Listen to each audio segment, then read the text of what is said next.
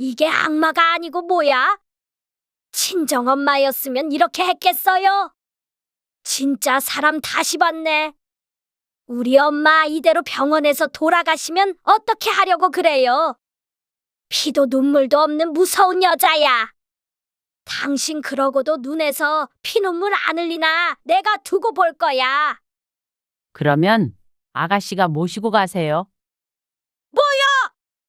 아직도 정신을 못 차렸네. 내 정신은 올바르게 있으니까 효도를 할 거면 직접 하시라고요. 당신 이혼 각오하고 하는 말 맞지?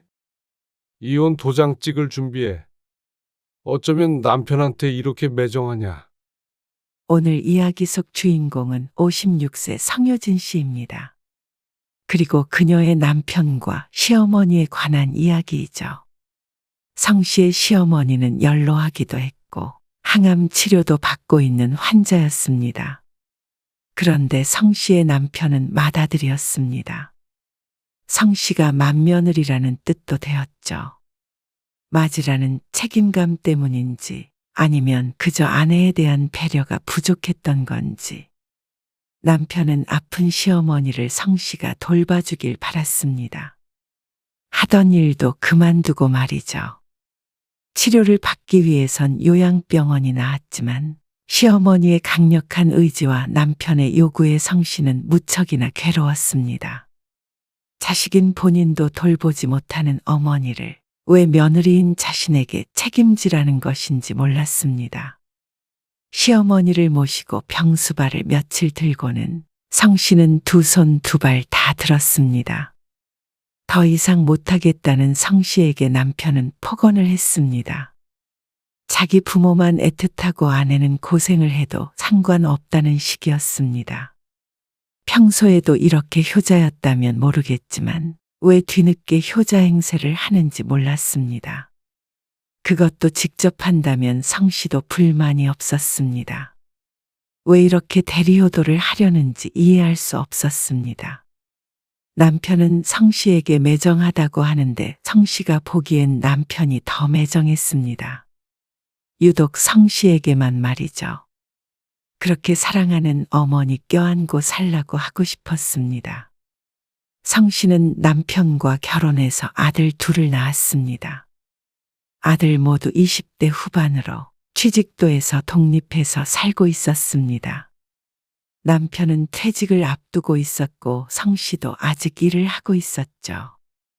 남편도 성 씨도 은퇴가 몇 년 남지 않아서 노후를 어떻게 보내야 할까 그게 가장 큰 고민거리였습니다. 아직 아들들이 결혼도 안 했으니 과제가 많이 남아 있었죠. 남편은 3남매 중에 맞이었습니다. 밑으로 남동생과 여동생이 하나씩 있었습니다.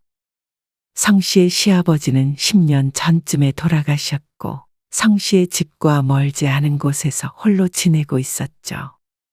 남편의 동생들은 다소 거리가 있어서 1년에 보는 날이 많지 않았습니다.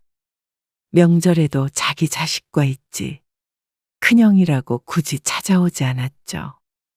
시어머니 생신이나 되어야 한 번씩 얼굴을 봤습니다. 호텔은 다 예약했대? 정우가 다 했어. 나중에 우리 집만 싸서 가면 돼. 애들이 다 계획도 세워놓고 했다니까. 당신 왜 이렇게 들뜬 것 같지? 자식들이랑 해외여행 간다는데 누가 싫어해? 다들 휴가 일정을 맞춰서 모처럼 넷이 여행을 가기로 했습니다. 큰아들의 결혼 얘기도 오가고 있어서 앞으로 이렇게 여행을 갈 기회가 얼마나 있을지 몰랐습니다. 그러니 더욱 설레고 들떴죠. 그리고 여행을 일주일 앞둔 어느 날이었습니다. 뭐? 암? 남편의 말에 성 씨가 놀라서 되물었지만 돌아오는 대답은 없었습니다. 암이라니. 성 씨가 황망히 중얼거렸습니다. 시어머니가 위암 사기 진단을 받았습니다. 조직검사 결과를 들으러 남편이 병원에 함께 다녀왔는데 얼굴이 흑빛이었습니다. 수술 날짜 잡았어? 아니, 수술 못한대. 왜? 수술을 왜 못해? 이미 80 중반인 시어머니는 수술을 받는 것이 의미가 없다고 했습니다. 오히려 더 위험할 수 있다고도 했죠. 그래서 항암 치료만 받기로 했다는 말을 했습니다. 그날 이후로 집이 초상집 분위기였습니다. 남편은 늘 동생들과 통화하느라 바빴습니다. 엄마, 여행은 취소할게요. 그래, 그래야지. 위약금 있지? 그건 엄마가 보내줄게. 아니에요. 저희가 낼게요. 넷이서 가기로 했던 여행은 당연스레 취소가 되었습니다. 남편도 그에 대해 언급조차 없는 걸 보니 정신이 없긴 한 모양이었습니다. 그리고 그날을 기점으로 성 씨의 생활도 크게 바뀌었습니다. 퇴근했어? 퇴근해서 집이야. 얼른 가봐. 어머니한테 전화 왔는데 불편하신가 봐. 알았어. 반찬 좀 챙기고. 성 씨가 근무 시간을 줄여 이제는 3시에 퇴근을 했습니다. 그리고 퇴근 후에는 일주일에 3번 시어머니 댁에 방문을 해서 반찬을 챙기고 청소도 하고 집안일을 도왔습니다. 항암 치료를 시작한 시어머니는 무척 힘겨워했습니다. 특히나 병원에 다녀오고 나서부터는 유독 심했습니다. 혼자서 음식을 하는 것도 힘들어하는 통에 누군가의 보살핌이 필요했죠.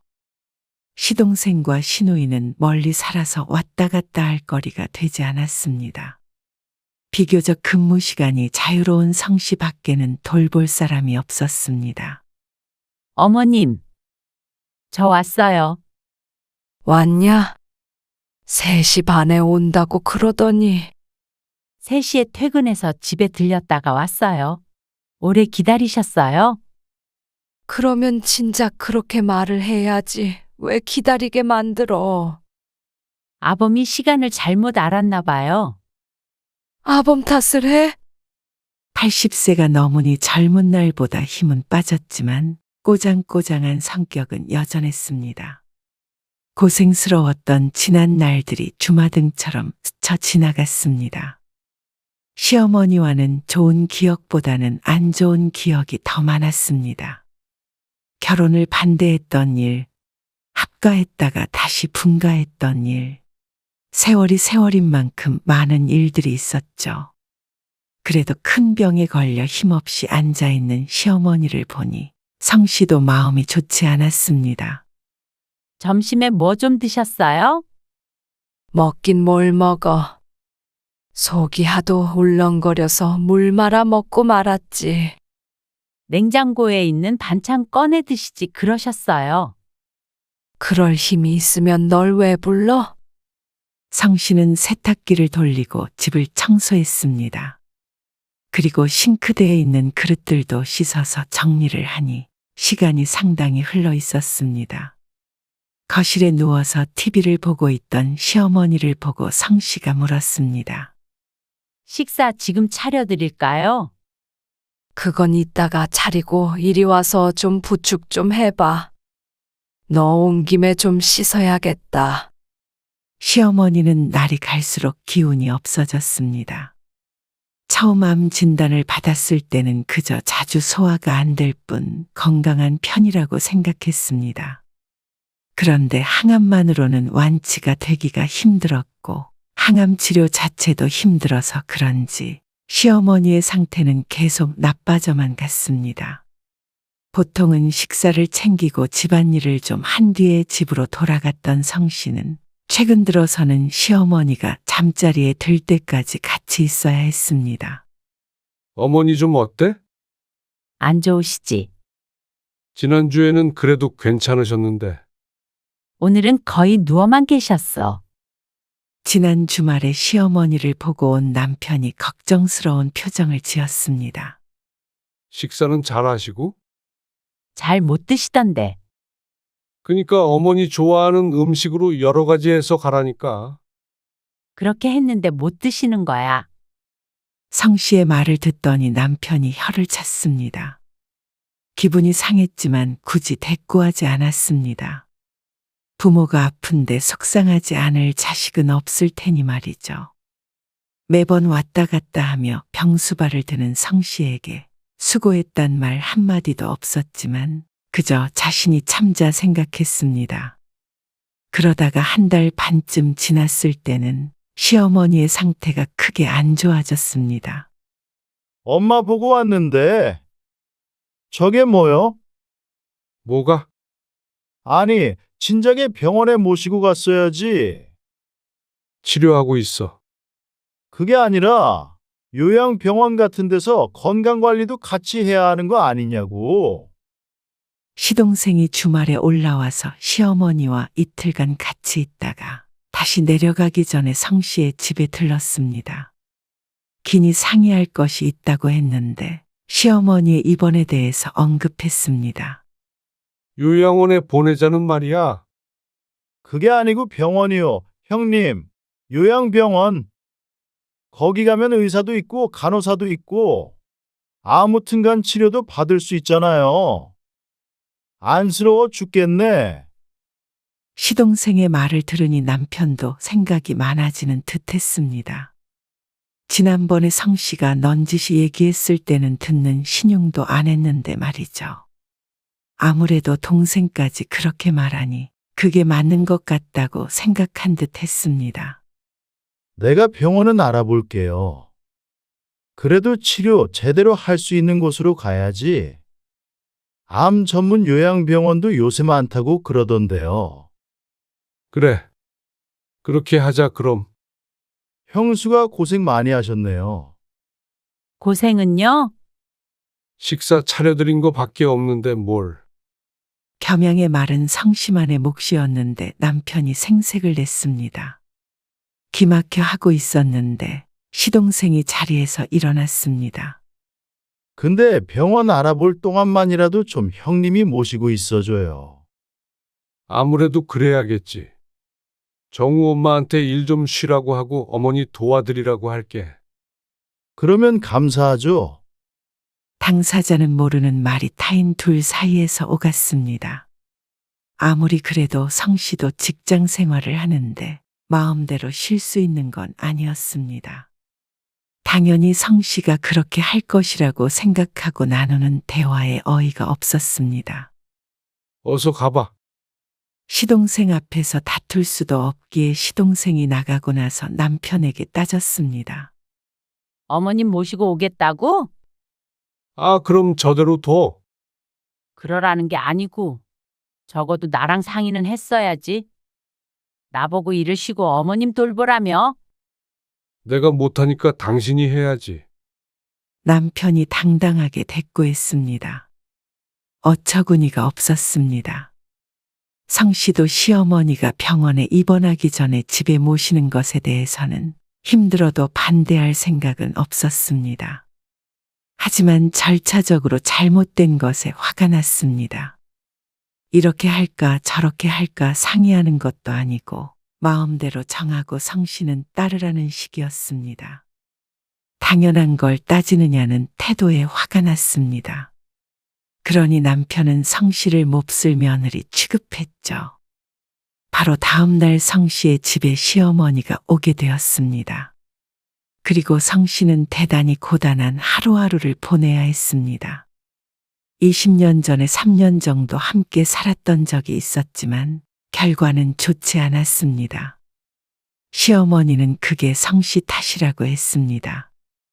성씨는 여전히 시어머니가 어려웠고 시어머니는 여전히 성씨를 하대했습니다. 그래도 성씨는 아픈 시어머니를 안쓰럽게 생각하자 싶었습니다. 요양병원에 가기 전까지 2주 동안 최선을 다해서 수발을 들려고 노력했습니다. 그를 위해 급히 대신 일해줄 사람을 구해 직장을 쉬게 되었습니다. 성씨 때문에 자꾸만 업무가 꼬이자 상사도 곱게 보지 않았습니다. 그래도 기한이 있는 일이었기에 참고 병수발을 들 수가 있었습니다.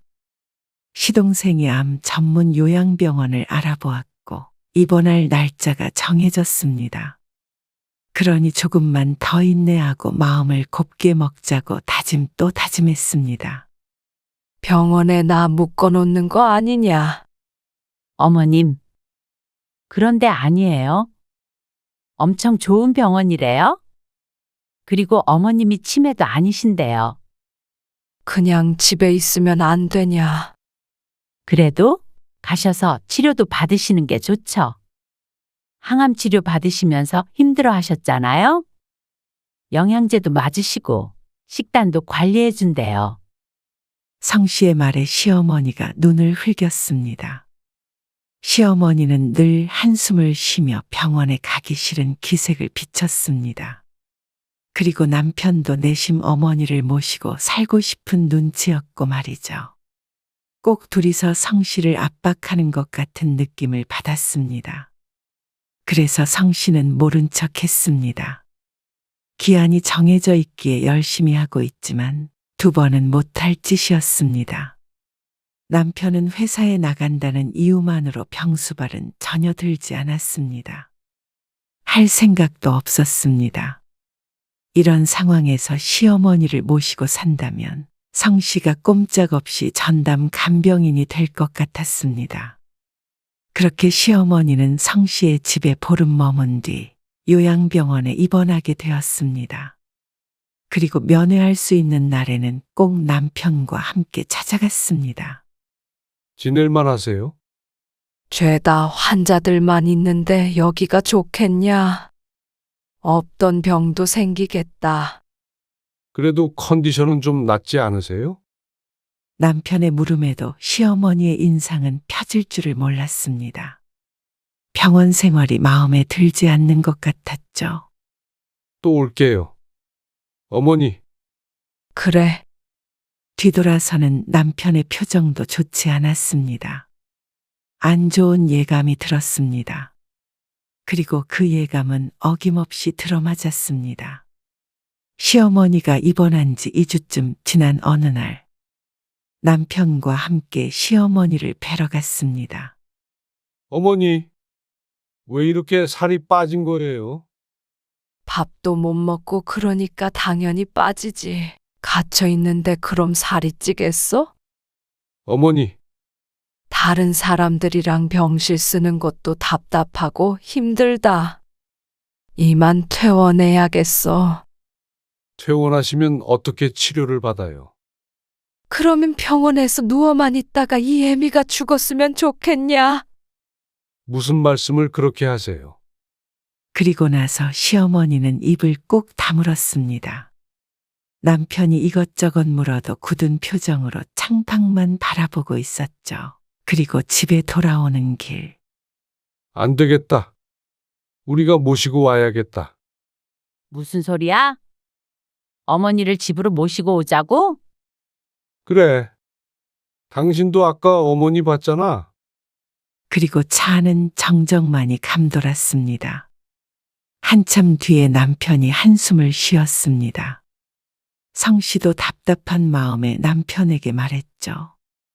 내가 일하면서 살림도 하고 어머님 밥 차려드리고 당신 밥도 또 따로 차리고 힘들어서 어떻게 살라는 거야? 남편보다 일하는 시간이 짧았기에 그동안엔 집안 살림은 성 씨가 했습니다. 남편도 그걸 당연하게 여겼고 말이죠. 그런데 어떻게 환자인 시어머니까지 챙기라는 말인지 몰랐습니다. 그리고 우리 집에서 환자를 어떻게 돌봐? 요양병원이 가둬두는 곳 아니잖아. 거기 계셔야 어머니도 그때그때 맞는 치료를 받지. 그래도 어머니는 가둬둔다고 느끼셨다잖아.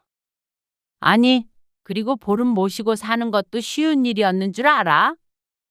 조금 힘들다고 죽어가는 어머니를 그렇게 둬 그러면 무조건 모시고 와야 한다는 남편과는 대화가 잘 통하지 않았습니다. 그래도 성 씨는 최대한 타협점을 찾아보고 싶었습니다. 병원이 싫으시다고 그러면 차라리 어머니를 댁에 모신 다음에 간병인을 쓰자. 나도 일주일에 2번씩 가서 챙겨드릴게. 간병인 쓰는 게 돈이 적게 드는 줄 알아. 옆에 늘 사람이 있어야 되는데 그러면 간병인을 24시간 써? 24시간? 그러면 나보고 24시간 동안 어머님 옆에 붙어 있으란 말이야. 일은 어떻게 하고? 어차피 몇 년 더 일하지도 못할 거잖아. 돈이 문제면 어머니 명의 집으로 어떻게 해보면 되지? 당신은 이렇게 하나만 알고 둘은 몰라. 어머니 돌아가시면 물려받는 거를 그걸 간병인 쓴다고 다 써버려? 우리가 조금만 고생하면 되는데 그게 당신이 나가서 돈 버는 것보다 낫지. 이 사람이 효자인지 불효자인지 구분이 안 갔습니다. 그렇게 어머니 걱정을 하더니 이제는 유산을 들먹이고 있으니 말이죠. 나는 그 돈 안 받아도 되니까 그걸로 간병인 써서 편히 지내시도록 해. 언제 돌아가실지도 모르는 우리 어머니, 그거 좀 수발드는 게 그렇게 힘들어? 암 걸리셨다고 금방 돌아가시는 거 아니야. 진짜 당신? 정 떨어진다. 어머니 안 좋아하는 건 알았지만 인간이 그러는 거 아니야. 당신이랑은 진짜 못 살겠다. 이참에 이혼하자. 난데없는 남편의 폭언에 무척 당황스러웠습니다. 세상에 누가 시어머니 병수발을 흔쾌히 수락할 거라고 생각한지 몰랐습니다. 그것도 시어머니와 사이가 좋았던 것도 아닌데 말이죠. 그렇게 어머니가 애처롭다면 적어도 아내인 자신에게 부탁을 해야 하는 거 아닌가 싶었습니다. 갑작스러운 이혼 언급에 성 씨의 마음엔 커다란 바위가 들어찬 것 같았습니다. 차에서부터 집까지 성 씨와 남편은 어떤 대화도 나누지 않았습니다. 그때부터 냉전이 시작되었죠. 성 씨는 머릿속이 복잡했습니다. 속에서 천불이 난 듯이 화가 났다가도 아들들이 아직 결혼도 안 했는데 나만 희생하면 가정의 평화를 지킬 수 있나 싶기도 했습니다. 그러다가 또다시 어떻게 나에게 이런 협박을 하나 싶어서 눈물이 핑 돌기도 했습니다. 하루에도 몇 번씩 생각이 돌고 돌았죠. 이대로는 숨이 막혀서 지낼 수가 없었습니다. 성 씨는 치열한 고민 끝에 남편에게 먼저 말을 꺼냈습니다. 어머님은 댁에 모시고 오고 내가 주중에 매일 들를게. 당신이 주말에 가서 받으려. 그리고 도련님이랑 아가씨도 가끔씩 와서. 그만해 좀. 그러니까 죽어도 우리 집엔 못 드리겠다는 거잖아. 성 씨의 입은 다시 강제로 다물릴 수밖에 없었습니다. 간병인도 싫고 이것도 싫다면 남편은 그저 성 씨가 전적으로 집에서 시어머니를 돌보길 원하는 것 같았습니다. 성 씨는 남편이 자신의 팔다리를 잘라버리려 한다고 느꼈습니다. 그렇게 되면 성 씨에게 자유는 없었습니다. 24시간 간병인처럼 살아야 할 것이 뻔했습니다. 아무리 생각하고 또 생각해도 성 씨는 도저히 그렇게는 살 수 없을 것 같았습니다. 남편이 이혼을 하자고 해도 말이죠. 다음 날 저녁까지 성 씨가 확답을 주지 않자 남편이 최후의 통첩을 하듯이 말했습니다. 당신? 이혼할 거면 하고. 아니면 이번 주 금요일에 어머니 모시고 올 거야. 그렇게 알아도. 어이도 없었고 마음도 무너지듯 아팠습니다. 평생 가족밖에 모르고 산 대가가 이것인가 싶었습니다. 아들들은 지금 상황을 안다면 뭐라고 할지 몰랐습니다. 마음 같아서는 그래 이혼하자 해버리고 싶었습니다. 그러기엔 자식도 마음에 걸렸고 그동안 지켜온 가정이 한순간에 무너지는 것 같았습니다. 내 인생도 잘못될 것 같았습니다. 그러다 목요일 저녁이 되었습니다. 남편은 자꾸만 성 씨를 힐끔거렸습니다. 다음 날 어머니를 모셔올 거라고 눈치를 주는 것 같았습니다.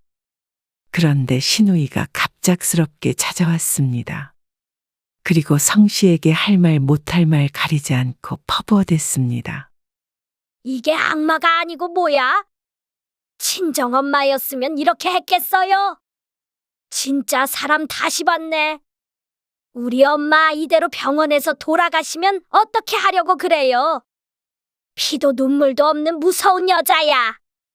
당신 그러고도 눈에서 피눈물 안 흘리나 내가 두고 볼 거야. 그러고도 한참을 세상이 끝난 것처럼 난리를 쳤습니다. 그러면 아가씨가 모시고 가세요. 아직도 정신을 못 차렸네. 효도를 할 거면 직접 하시라고요. 그러자 신우이가 눈을 까뒤집고 소리를 쳤습니다. 그러자 옆에서 남편도 편을 들었습니다. 물론 성씨의 편이 아니라 신우이 편이었죠. 당신 이혼 각오하고 하는 말 맞지? 후회 없지? 성씨가 대답하지 않자 남편도 서슬퍼런 기색으로 말했습니다. 이혼 도장 찍을 준비해. 어쩌면 남편한테 이렇게 매정하냐? 그리고 남편은 신우이와 함께 나가버렸습니다. 다음 날 시어머니를 댁으로 모시고 간 것 같았습니다.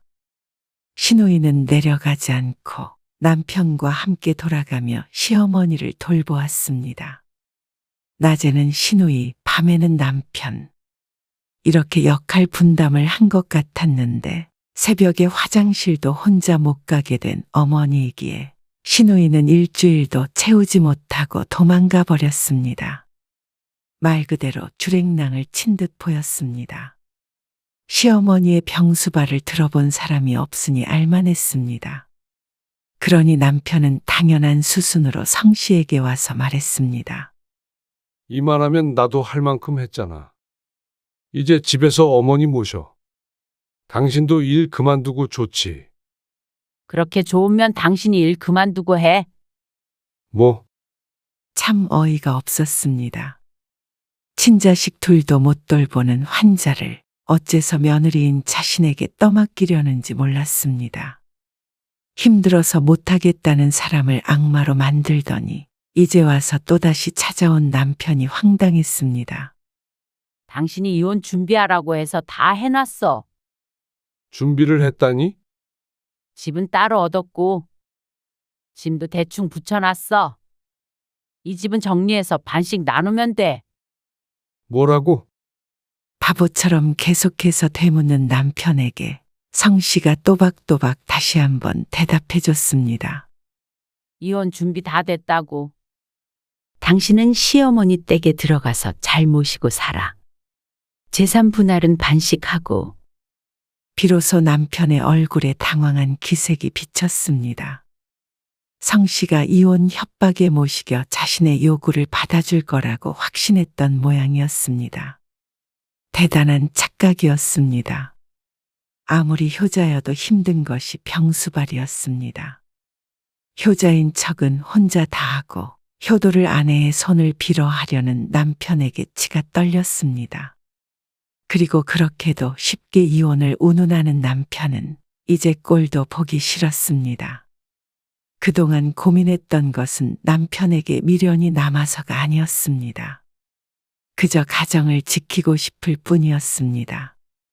그런데 아내를 존중해야 할 가족으로 생각하지도 않는 남편을 붙잡아야 할 필요성을 이제는 성씨도 느끼지 못했습니다. 설령 시어머니를 모시고 온다고 하더라도 남편은 고마워할 사람이 아니었습니다. 해야 할 도리를 했다고 생각할 것이 불보듯 뻔했습니다. 만약 남편이 그렇게 명령하듯 통보하듯 하지 않았다면 한 번이라도 더 진지하게 생각해 봤을 것이었습니다. 성씨 생각에도 성씨는 무른 사람이었습니다. 그런데 남편의 행동 때문에 그래야 할 이유를 느끼지 못했습니다. 성씨의 단호한 표정을 보더니 남편이 아차 싶은 모양이었습니다. 아니, 이혼하자는 말이 진짜로 이혼하자는 게 아니잖아. 어머니 모시고 오잔 소리였지. 모르겠네. 이혼하자고 하길래 그러자고 한 것뿐이야. 당신도 짐 빼. 부동산에는 내가 내놓을 테니까. 아, 여보. 이렇게 나가버리면 나중에 정우나 연우한테 뭐라고 말하려고 그래? 그저께 집 계약하기 전에 내가 애들한테는 말해놨어. 뭐? 그러니까 걔들이 뭐래? 우리 일인데 뭐라고 그러겠어? 아들들은 잘했다고는 하지 않아도 말리지도 않았습니다. 그래서 성 씨도 속 시원하게 이혼을 강행할 수 있었습니다. 여보, 잠깐만 나랑 얘기 좀 해. 얼른 가봐. 어머님 기다리시겠다. 24시간 옆에 붙어 있어야 하잖아. 성 씨는 마지막 짐가방을 들고는 집을 나왔습니다. 남편이 다급하게 쫓아왔지만 얼른 택시를 타버렸습니다. 어디로 이사했는지도 알지 못하는 남편이 쫓아올 방법은 없었습니다. 그리고 며칠 뒤 남편이 뒤늦게 다시 연락을 했습니다. 혼자서 아픈 어머니 병수발 들면서 살다가 늙어 죽겠다 싶었는지도 몰랐습니다. 어쨌거나 집을 나온 후에야 남편에게서 사과의 말을 들을 수 있었습니다. 여보, 생각을 해보니까 내가 너무 나만 생각한 것 같아. 미안해. 근데 당신도 입장 바꿔보면 내 기분 알 거야. 장모님이 그렇게 됐다고 생각해봐. 나는 적어도 당신한테 우리 엄마 병시중 들라고는 안 해. 절대. 내가 이 집에서 나가서 엄마를 돌보는 한이 있어도 당신 손에 안 맡겼어. 나는 일을 하니까. 하던 일 그만두라고 했던 것도 당신이었어. 잊었어? 앞으론 그렇게 이기적으로 살지 마. 안 그럴게. 이기적으로 안 할게. 그래? 그러면 집으로 돌아올 거지? 돌아가긴 뭘 돌아가? 그렇게 알아서 잘 살란 소리지. 정말 이럴 거야? 그래? 당신한테 정 떨어졌어. 당신도 진작에 나한테 정 떨어졌던 거 아니야? 남편이 했던 말을 고스란히 돌려주자 당황한 듯 보였습니다. 당신도 이제는 사랑하지도 않는 여자랑 살지 말고 그렇게 사랑하는 어머니랑 천년만년 행복하게 살아. 정말로 이렇게 이혼한다고? 어쩜 사람이 정이 이렇게 없냐? 법정에서 봐. 드라마 대사같이 마지막 말을 남기고 성 씨는 전화를 끊었습니다. 남편이 뭐라고 하는 거 샀는데 끝까지 듣지 않았습니다. 다시금 울리는 전화를 뒤집어 놓자 소리가 멈췄습니다.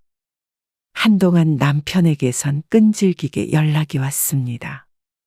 시동생과 시누이에게서도 번갈아 가면서 연락이 왔지만 그 번호들은 차단을 해버렸습니다.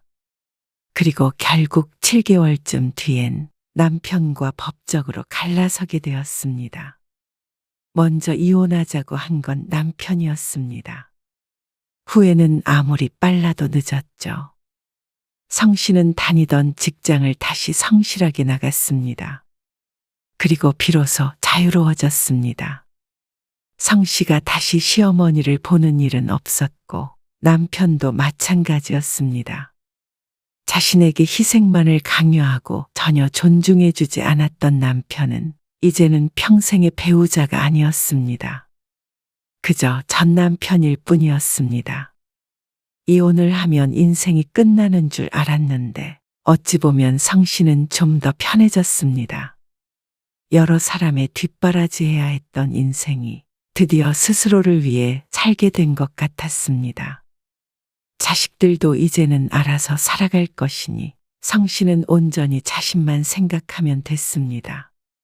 아직은 경제력도 있고 젊었기에 충분히 새롭게 시작할 수 있었습니다.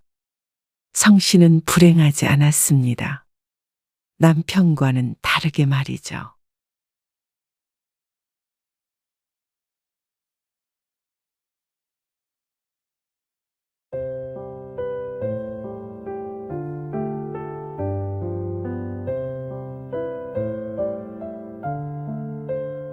제부, 지금 미정이한테 화내는 거야? 처형, 그게 아니고요. 아니, 내가 진짜 열받았는데 미정이 생각해서 참으려고 했거든?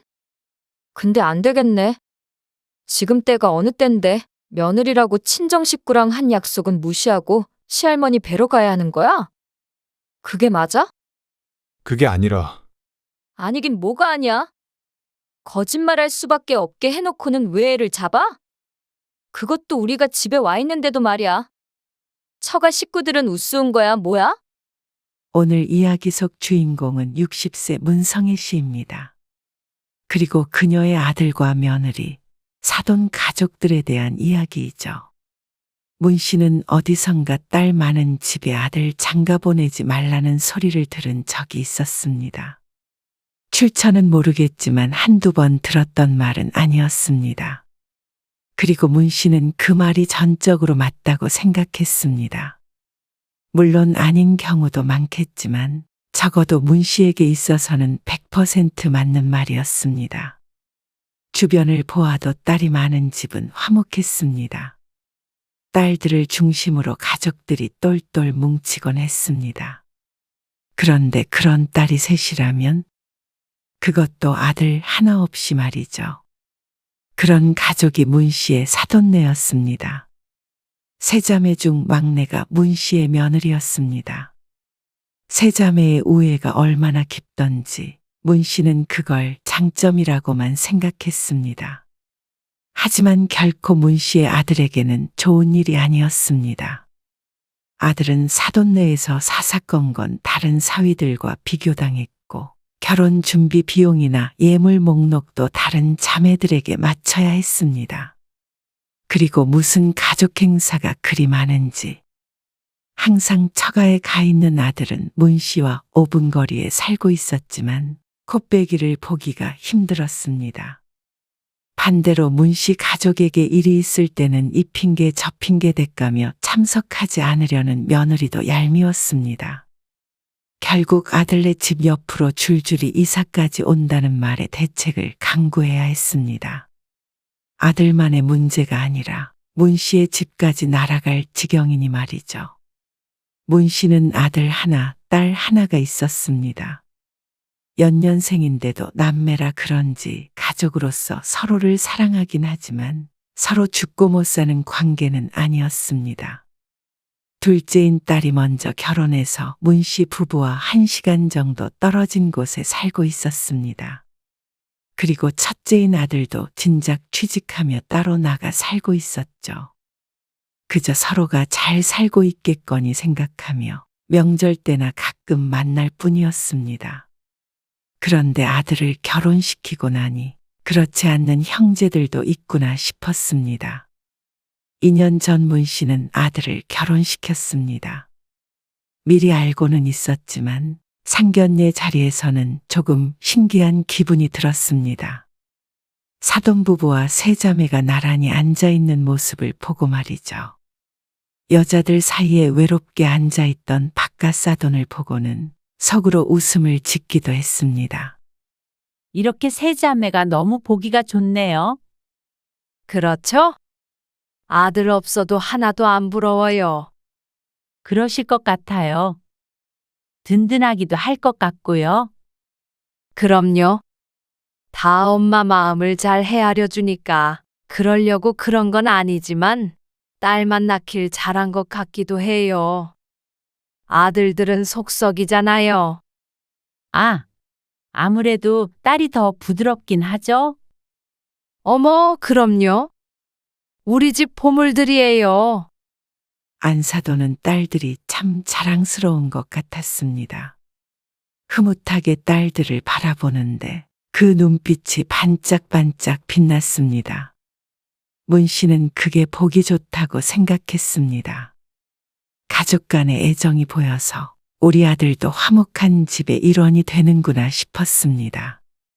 저희는 아들 하나, 딸 하나라 그렇게 막 친근하지는 않은 것 같아요. 아무래도 그렇겠죠. 그런데 박서방이 저희 집에 장가들면 사위가 셋이라 형제도 생기는 거나 마찬가지예요. 너무 좋겠죠? 그렇겠네요. 며느리의 언니 둘은 이미 결혼을 했고 아들네가 마지막이었습니다. 안사돈의 말대로 사위가 셋이나 되니 아들에게 새로운 가족이 많이도 생긴다고 생각했습니다. 집은 애들 직장 근처에다 마련하면 되지 않을까 싶어요. 비용 절반은 저희가 선종이한테 줄 거고요. 결혼 아기가 나오고 얼마 안 돼서 아들을 통해서 결혼 비용을 반씩하는 게 좋을 것 같다는 말을 들었습니다. 그래서 그 얘기를 꺼냈더니 사돈이 다른 말을 했습니다. 반반이요? 아, 그래도 그건 좀. 그 말에 문 씨가 당황해서 아들을 쳐다보았는데 아들도 금시초문이라는 표정이었습니다. 안 그래도 저도 듣기는 했어요. 애들이 멋모르고 그런 얘기를 했나 본데, 그래도 저희 두 딸이 결혼할 때 다 시집에서 집은 해왔거든요. 아, 그런가요? 네. 근데 이게 막내만 반반하자면 언니들도 서운해 할 것 같고요.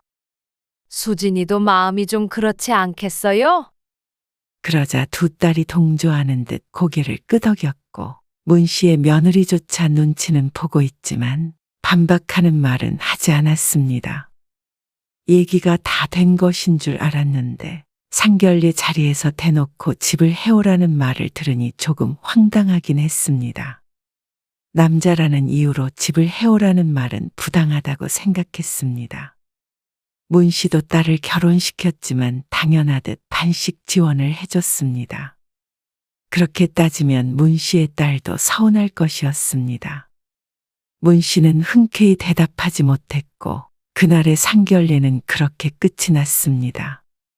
그리고 문 씨 가족이 모여서 의논을 한 결과 문 씨의 집 바로 옆 아파트에 월세를 주고 있던 24평짜리 아파트가 있는데 그게 만기가 되면 아들네가 들어가서 살기로 했습니다. 딸이 섭섭하지 않다며 흔쾌히 고개를 끄덕여서 가능했죠. 우선 너희 결혼식 전에 세입자가 나가니까.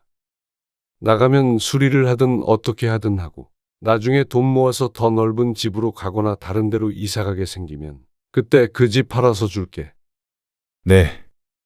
감사해요. 죄송합니다. 문 씨 부부도 기분이 좋을 수는 없었습니다. 얼마 뒤에 받은 예물 목록을 보고는 또 한 번 참을인 3번을 새겨야 했습니다.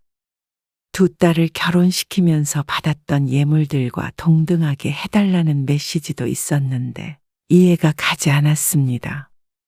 도대체 왜 막내딸을 결혼시키며 나머지 자매들과 똑같이 해야 하는지 말이죠. 불필요해 보이는 것들이 적힌 목록을 보고 있자니 지금 결혼을 시키는 것인지 며느리를 사오는 것인지 구분이 가지 않았습니다. 아들 있는 게 부럽지 않다더니 이래서 그런 말을 했나 싶었습니다. 이 상황만 보자면 아들이 있다는 이유만으로 도대체 얼마를 내줘야 하는 것인지 가늠이 가지 않았습니다. 그래도 형편이 안 되는 것도 아니고 최대한 서로 기분 나쁘지 않게 하자. 아니, 그렇다고 우리가 재벌도 아니고. 그리고 다 그렇다 쳐도 할 거면 양가에서 똑같이 해야 하는 거 아니야? 요즘 때가 어느 때인데 이러는 거야? 그렇다고 싫다고 그래? 아들은 예물이나 기타 결혼에 필요한 비용은 전부 자신이 모아둔 돈으로 하겠다고 했습니다. 그런데도 문 씨의 마음은 좋지 않았습니다. 아들의 돈이라고 하더라도 쓰지 않아도 될 돈을 쓰는 기분이었습니다. 이런 것 때문에 결혼을 물을 수는 없잖아. 왜 없어? 다 이런 것 때문에 결혼을 미루는 거지 뭐. 좋게 생각해. 문 씨도 아들 며느리가 결혼을 준비하다가 갈라서길 원하지 않았습니다. 남편의 말대로 그쪽에서 하자는 대로 맞춰서 결혼만 한다면 그 뒤로는 모든 게 잘 될 것이라고 생각했습니다. 그런데 그게 아니었습니다. 상결례에서 겪었던 모든 것들이 그걸 말해주고 있었지만 눈치채지 못한 문 씨의 잘못이었습니다. 문 씨 부부가 어리석었죠. 선종아, 내일 토요일인데 저녁에 너희 집에 가도 돼? 리모델링 한 것도 좀 보고 오랜만에 만나서 밥 한 끼 먹으면 어떨까 하는데 내일 황서방이랑 수진이도 온대. 아, 수진이랑 처남이? 근데 어쩌죠? 왜? 약속 있니? 지금 처형들이 와 있어서요. 아, 사돈이?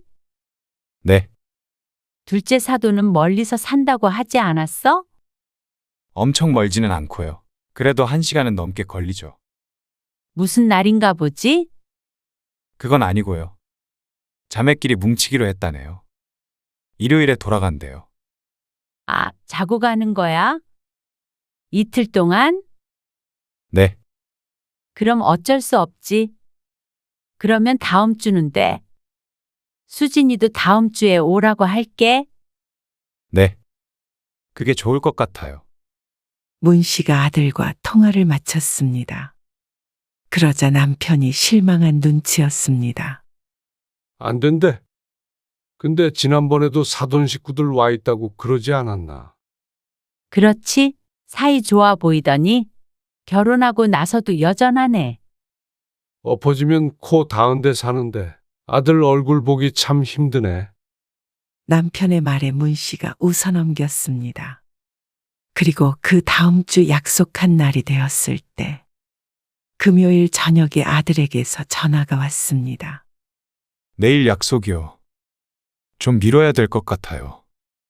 이미 한 차례 미룬 약속인데 또다시 미뤄야 한다는 말에 의아해하며 문 씨가 물었습니다. 무슨 일인데? 처가에 좀 가야 될 것 같아서요. 사돈네? 왜? 갑작스럽게 처가에 가야 한다기에 문 씨는 무슨 일이라도 생긴 줄 알았습니다. 한 달 뒤에 장인어른 생신이시거든요. 그래서 다 같이 모여서 무슨 회의를 해야 된다고 하던데요. 회의? 아, 환갑이신가? 아니요. 그건 아니고요. 환갑도 아니고 생일이 한 달이나 남았는데 가족회의를 하기 위해서 다 같이 모여야 한다는 말이었습니다. 그것도 하루 전날에 통보를 하고 말이죠. 문 씨는 황당했지만 그렇다고 거기 가지 말고 우리 집으로 오라고 할 수도 없었습니다. 생신 때문에 형님들도 다 오셔서 저희만 빠질 수가 없을 것 같아요. 그래, 그렇겠지? 그렇게 따지자면 인원수는 적었지만 문 씨의 가족도 다 같이 모이는 것이었습니다. 딸도 사위와 같이 온다니 말이죠. 우리는 가까우니까 뭐. 알았어. 나중에 그러면 너희 시간 될 때 보자. 네. 수진이 오라고 해서 맛있는 것도 드시고 그러세요. 알았으니까 걱정 말고 다녀와. 딸이 결혼했을 때는 이런 일이 없었습니다. 1년에 딸내 부부를 보는 날이 그리 많지는 않았기 때문이었습니다. 가까이 사는 것도 아니었고 일하느라 바빠서 딸이 시집에도 거의 가질 못하는 걸 알고 있어서 불만은 없었습니다. 그런데 아들네와는 이렇게 가까이 사는데 오히려 훨씬 먼 처가만 들락날락하니 아무리 맘 편히 생각하려고 해도 섭섭한 감정이 드는 것은 어쩔 수 없었죠. 그리고 얼마 뒤 아들이 결혼하고 첫 명절이 되었을 때 아들이 며느리와 함께 전날 저녁에 찾아왔습니다. 차 안 막혔지? 남편이 썰렁한 농담을 하자 아들이 웃었습니다. 천천히 왔는데도 5분 거리네요. 아파트 후문으로 가면 걸어서 5분이면 서로의 집에 도착할 수 있었습니다. 명절 때 도로에서 버리는 시간을 이렇게 아낄 수 있으니 가까이 사는 게 큰 장점이라는 생각이 들었습니다. 아들 부부는 문 씨가 차려놓은 저녁밥을 먹었습니다. 근데 집이 코앞이라 자고 가는 것도 이상하고 잠자리도 불편할 것 같아서 잠은 집에서 자고 다음날 아침 일찍 차례를 지내러 다시 오기로 했습니다. 차례 음식은 거의 다 해놨거든. 그래서 너무 일찍 올 필요는 없고 한 8시 반쯤? 맞춰서 오면 될 것 같아? 네. 그때 올게요. 그리고 다음날 아침이 되었을 때 아들 부부가 다시 와서 함께 차례를 지냈습니다. 사돈도 차례 지내시나? 안 네. 지내요. 근데 딸들이 다 결혼을 해서 지금 아무도 없겠네. 그러자 며느리의 표정이 어두워졌습니다. 그리고 옆에 있던 아들이 조심스럽게 말을 꺼냈습니다. 안 그래도 그것 때문에 드릴 말씀이 있는데요. 뭐? 다음 명절부터는 처형네랑 돌아가면서 처가에 먼저 가기로 했어요. 그게 무슨 말이야? 아무래도 미정이네는 아들이 없으니까 차례 도와줄 자식이 없잖아요. 그래서 자매가 돌아가면서 돕자는 말이 나와서요. 다음 명절에는 큰 처형네가 가기로 했고요. 저희는 내년 명절이죠. 내년 명절에는 처가에 먼저 갔다가 올게요. 아들이 하는 말을 천천히 곱씹어 보았습니다. 그러니까 문씨 부부가 아들 며느리 없이 차례를 지내야 하는 때가 한 번씩 돌아온다는 말이었습니다. 그렇게 되면 문씨 부부는 다른 아들이 없기에 가끔이라도 차례를 자식 없이 지내야 했습니다. 그리고 다른 자매들도 다 그렇게 하기로 했다는 말을 덧붙였습니다. 이게 맞나 싶었습니다. 그런데 또 생각해보면 아들이라는 이유만으로 먼저 집에 오는 것은 불합리한 것 같기도 했습니다. 매번 처가 먼저 가는 것이 아니기에 문씨 부부도 그러라고 했습니다. 장점도 있었습니다. 차례는 문씨 부부 둘이 지내야 하겠지만 그래도 아들네가 늦게 오는 날에는 딸과 다 함께 만날 수도 있었으니 말이죠. 그리고 아들 부부는 서둘러 자리에서 일어났습니다. 차 막히기 전에 처가에 가봐야 한다며 말이죠. 급히 아들네를 배웅하고 나니 9시가 조금 넘은 시간이었습니다. 아들의 뒷모습을 보니 어쩐지 딱하게 느껴졌습니다. 처가 식구들끼리 사이가 좋은 것은 좋지만 거기에 늘 끌려다니는 것 같다고 생각했습니다. 그리고 어느 날 주말에 전화를 했을 때는 집에 혼자 있다고 했습니다. 미정이는 어디 가고 혼자야? 아, 처형네 집에 갔어요. 또? 근데 너는 왜 안 갔어? 저는 좀 쉬고 싶어서요. 그래서 널 두고 간 거야? 피곤해서 제가 못 가겠다고 했어요. 휴대폰 너머로도 아들의 깊고 무거운 숨결이 느껴질 정도였습니다. 그래. 피곤할 텐데 어서 쉬어. 왜 전화하셨어요? 아니야. 그냥 뭐 하나 궁금해서 전화해봤어. 네. 저 그럼 한숨 잘게요. 그래. 쉬어. 문 씨는 전화를 끊고 남편을 바라보았습니다. 10분 전 딸이 지난번에 어그러졌던 방문을 언제쯤 다시 하면 좋겠냐고 남편에게 전화를 했습니다. 그래서 문 씨가 아들에게 물어보려고 전화를 건 것이었는데 안 그래도 처가에 시달리는 아들을 집에서까지 오라가라 하며 못살게 굴고 싶지 않았습니다. 내가 수진이한테 말할게. 우리끼리 따로 보자.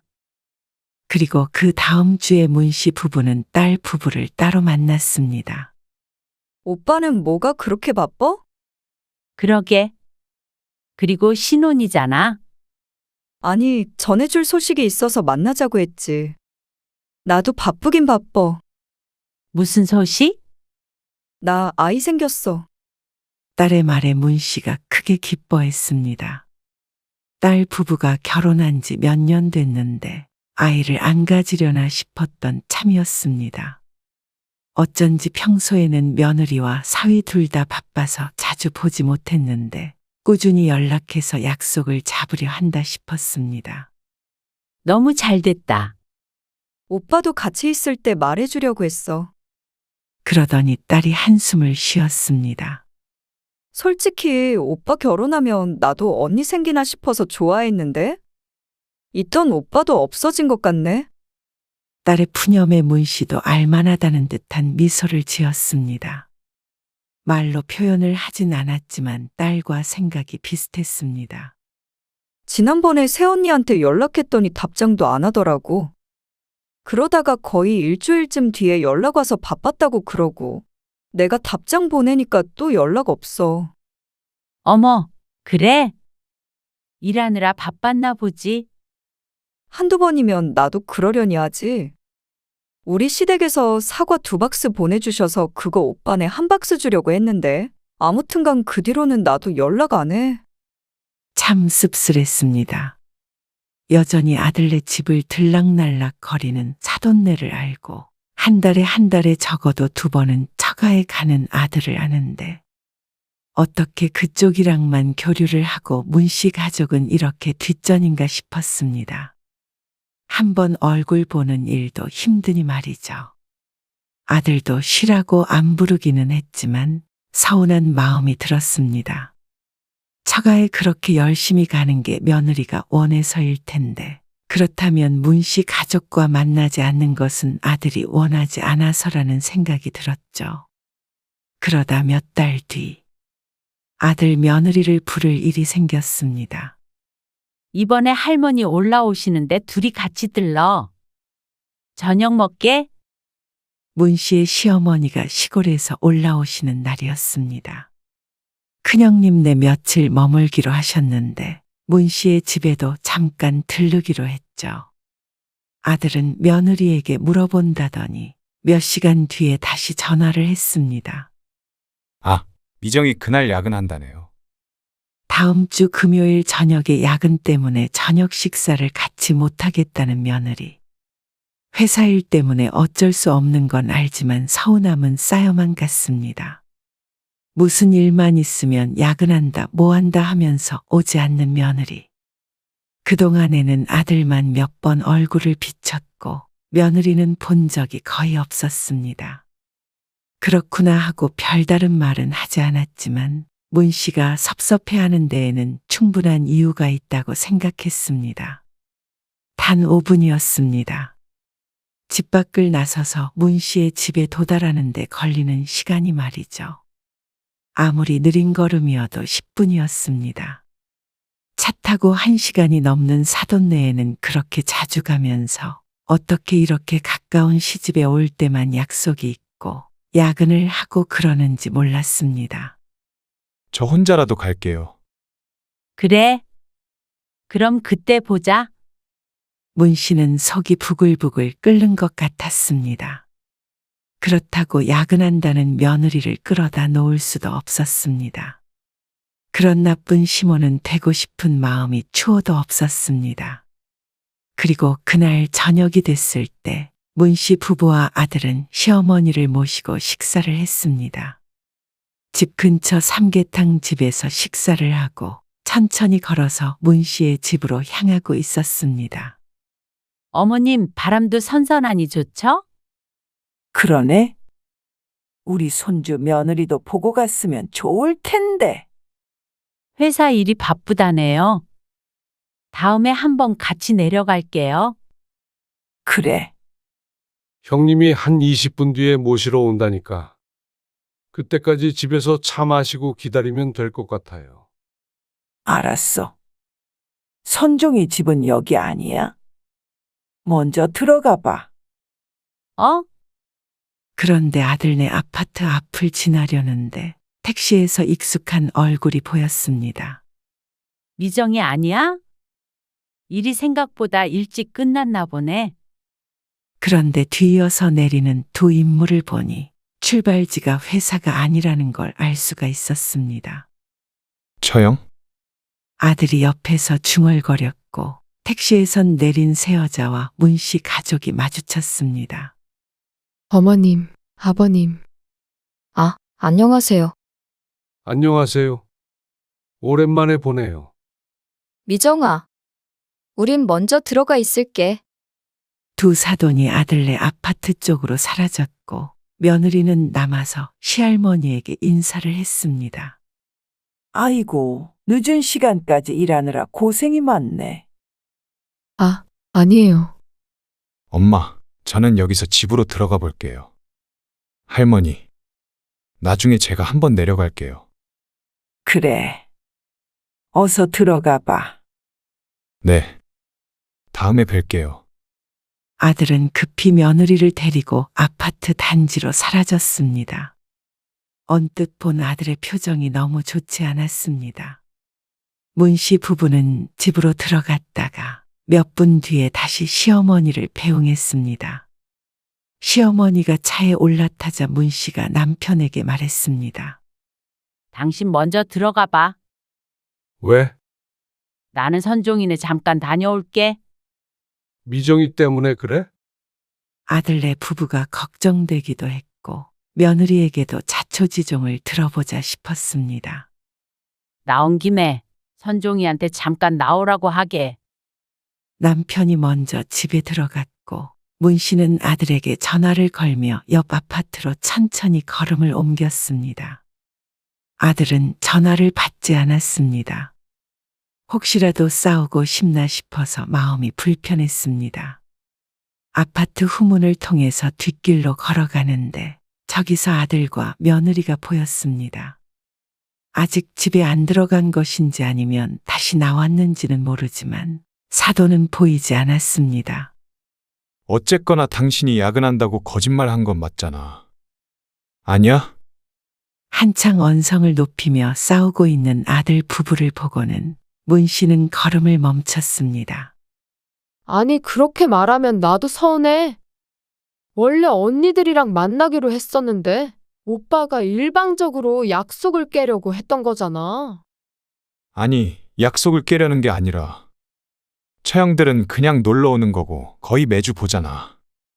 할머니는 오랜만에 오신 거야. 우리 결혼한 뒤로는 뵙지도 못했다고. 근데 여기까지 오셨는데 바로 옆에 살면서 얼굴 한 번 안 봐. 난 당연히 그게 먼저라고 생각했지. 아니, 왜 시집 식구가 먼저야? 선약이 먼저지. 그렇다고 야근한다고 거짓말을 해. 당신도 그냥 거절하기가 그랬으니까 거짓말까지 했겠지. 그리고 거짓말을 했으면 들키지나 말던가. 어떻게 바로 집 앞에서 3시 택시에서 내려? 우리도 외식한다고 했으면 마주칠 수도 있다고 생각을 했어야지. 아니, 솔직히 어떻게 거기서 마주칠 거라고 생각해? 아까 밥 먹고 있다고 했잖아. 다 먹고 나왔지. 그럼 오빠가 말을 해줬으면 됐지. 나한테까지 야근한다고 했는데 내가 어떻게 알고? 이게 다 오빠 때문이야? 형부들은 늘 와이프 배려해서 우리 가족 행사 먼저 생각해줘. 또 그 소리야? 왜 자꾸 형님들이랑 비교를 해? 그 말에 문 씨의 인상이 사정없이 일그러졌습니다. 거짓말을 한 것보다도 기분이 나빴습니다. 내 아들을 다른 사람과 비교해서 저런 괴로운 표정을 짓게 하는 며느리가 곱게 보이지 않았습니다. 아들의 말을 들어보니 한두 번도 아니었던 것 같고 말이죠. 문 씨가 가서 한마디를 해야 할까 말까 망설였습니다. 하지만 여기서 끼어들어서 며느리한테 퍼부어봤자 아들 며느리 사이에 무슨 도움이 될까 싶었습니다. 상황이 더 악화되면 악화됐지 결코 좋게 끝날 리가 없다고 생각했습니다. 그래서 문 씨는 한숨을 한 번 내쉬고 뒤를 돌았습니다. 얘기를 하더라도 나중에 아들이랑 따로 하자 싶었습니다. 그런데 날카로운 목소리가 문 씨의 뒤통수를 때렸습니다. 제부, 지금 미정이한테 화내는 거야? 처형, 그게 아니고요. 아니, 내가 진짜 열받았는데 미정이 생각해서 참으려고 했거든? 근데 안 되겠네. 지금 때가 어느 땐데 며느리라고 친정 식구랑 한 약속은 무시하고 시할머니 뵈러 가야 하는 거야? 그게 맞아? 그게 아니라 아니긴 뭐가 아니야. 거짓말할 수밖에 없게 해놓고는 왜 애를 잡아? 그것도 우리가 집에 와 있는데도 말이야. 처가 식구들은 우스운 거야, 뭐야? 그러면서 여자들이 아들을 몰아세웠습니다. 그러자 아들의 입에서 결국 사과하는 말이 나왔습니다. 그리고 다 같이 문 씨의 시야에서 사라졌습니다. 열불이 나서 그날은 밤을 꼴딱 새웠습니다. 그리고 다음날 오후에 아들에게 전화해서 물어봤지만 별일 없다는 말만 했습니다. 아들은 그런 다툼을 숨기고 싶어하는 눈치였죠. 그래서 문 씨도 모르는 척할 수밖에 없었습니다. 그리고 2달 뒤 며느리의 큰언니가 아파트 같은 동으로 이사를 했다는 말을 들었습니다. 그 말을 듣자마자 내 아들이 참으로 고달파지겠구나 생각했습니다. 아무튼 극성맞은 사람들이었습니다.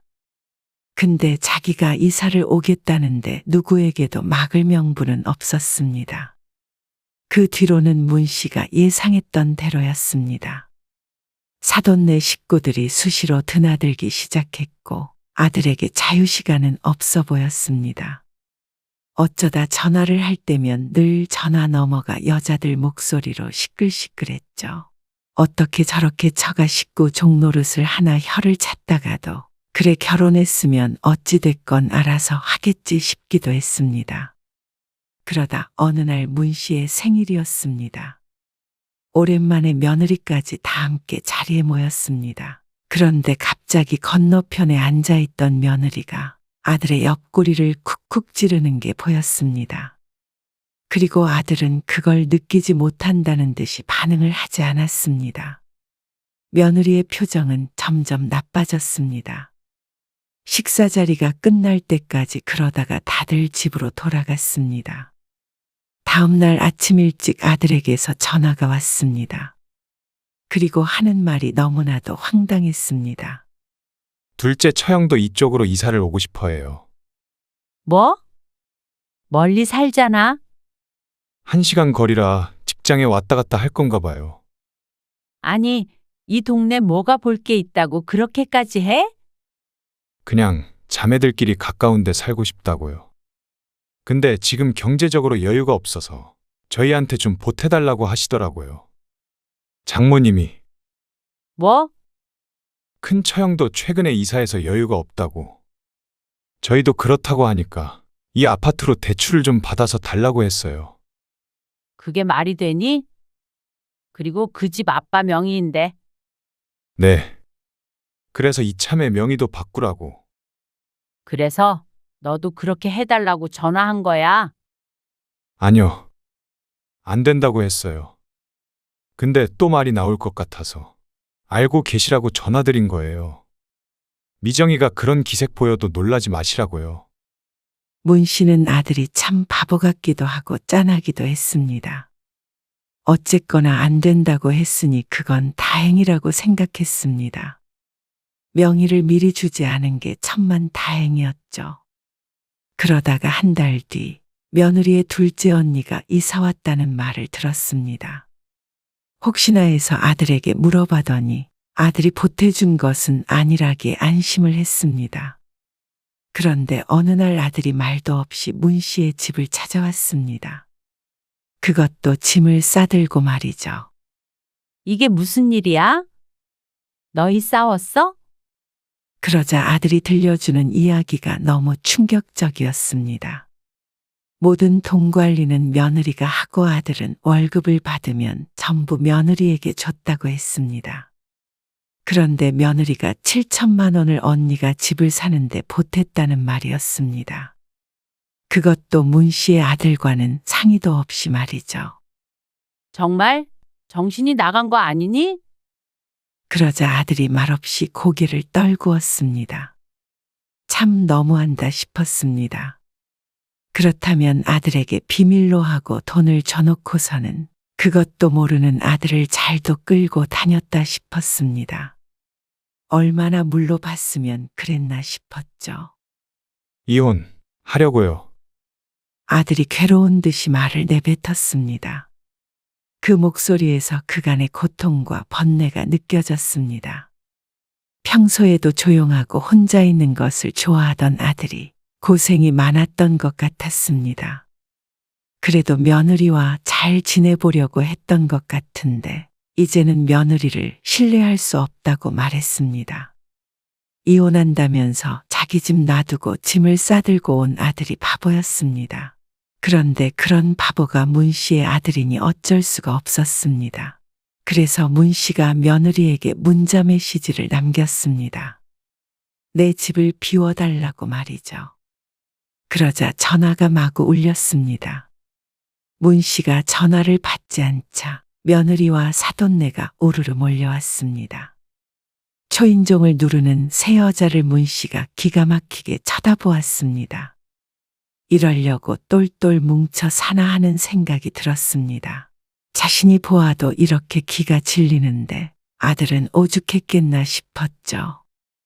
그리고 내가 아들을 너무 유약하게 키운 것이 아닌가 싶어 후회가 됐습니다.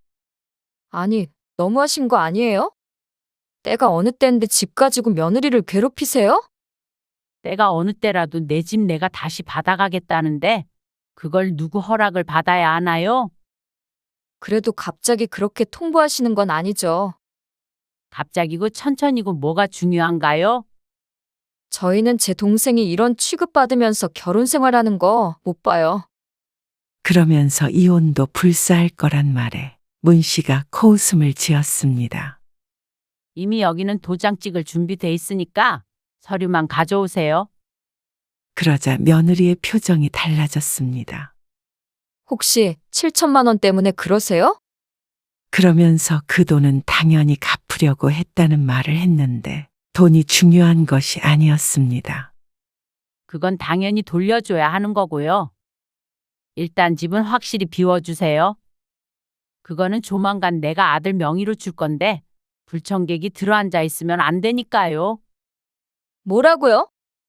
가족들끼리 힘들면 좀 도와줄 수도 있는 거 아니에요. 그래서 우리 아들이 힘드니까 내가 좀 도와주려는 거잖아요. 이렇게 깡패처럼 우르르 몰려와서 뭐 하는 건지 모르겠네. 기가 막혀 하는 사돈네를 집에서 몰아내버렸습니다. 그리고 아들은 며느리와 얘기를 한다며 방에 한참 들어갔다가 나왔습니다. 문을 열고 나온 아들의 표정은 착잡했고 며느리는 울음범벅이었습니다. 그리고 얼마 뒤에 아들은 이혼 도장을 찍었습니다. 빌려줬던 돈은 바깥 사돈에게서 받았죠. 그나마 아이가 없어서 다행이라고 생각했습니다. 사돈이었던 사람들과 한 아파트에 사는 게 힘들다는 아들은 좀 떨어진 곳에 집을 구했습니다. 죄송해요. 제가 너무 부모님 생각을 못했어요. 자신이 못나게 굴어서 부모에게도 상처를 줬다며 아들이 사과했습니다. 2년 동안에 아들에게 서운한 것도 많았고 미울 때도 있었지만 그래도 결혼한 지 2년 만에 이혼남이 되어버린 아들을 보니 마음이 좋지 않았습니다. 하지만 한편으로는 빨리 깨닫고 갈라선 것이 다행이라고 생각하기도 했습니다. 어쨌거나 아들이 아직 젊으니 새 출발을 하면 될 테니 말이죠. 그 와중에 단단해졌다면 그것도 인생의 교훈으로 삼고 살아갈 수 있을 것이었습니다.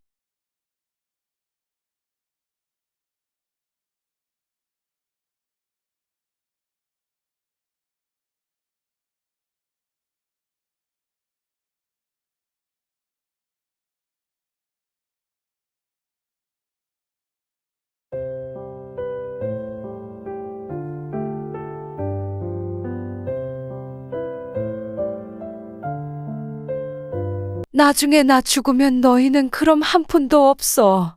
그래도 후회 안 하냐? 네. 안 해요. 여보, 당신도 그게 말도 안 되는 협박이라는 거 알지? 씨알도 안 먹히는 말로 평생 사람 공짜로 부려먹으려고 해? 지내고 싶은 사람들끼리 알아서 지내세요. 나라고 뭐 지내고 싶어서 지내나. 해야 하는 거니까 그렇지. 그러니까 해야 되는 사람들끼리 하라고. 아, 당신이 그러니까 아들놈도 나중에 제사 안 지내겠다고 그 난리잖아. 또다시 나 그 집에 끌고 가서 일 시켜봐. 내년엔 내 제사도 같이 지내게 될 거야. 오늘 이야기 속 주인공은 58세 양미선 씨입니다. 그리고 그녀의 남편과 시집에 관한 이야기이죠. 양 씨는 제사나 차례라면 지긋지긋했습니다. 아니 넌덜머리가 났습니다.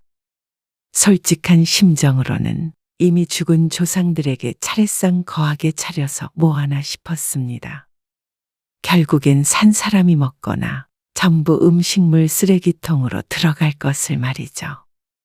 그런데 참 모순적이게도 양 씨는 30년 가까이 시집 제사를 도맡아 지냈습니다. 이 씨 집안의 맏며느리로 들어가면서 당연하다는 듯 그렇게 되었습니다. 그리고 하늘이 두 쪽 나도 제사는 참석을 해야 했습니다. 아니, 참석만이 아니라 지금에 이르러서는 대부분 음식을 양 씨 혼자 한다고 해도 과언이 아니었습니다. 시어머니는 이미 80세가 훌쩍 넘으셨으니 이젠 제사를 물려받으라는 말에 양 씨는 뒤로 넘어갈 지경이었습니다. 그리고 실제로도 그럴 가능성이 있는 것이 양 씨는 암으로 수술한 지 반년이 채 되지 않은 상태였습니다.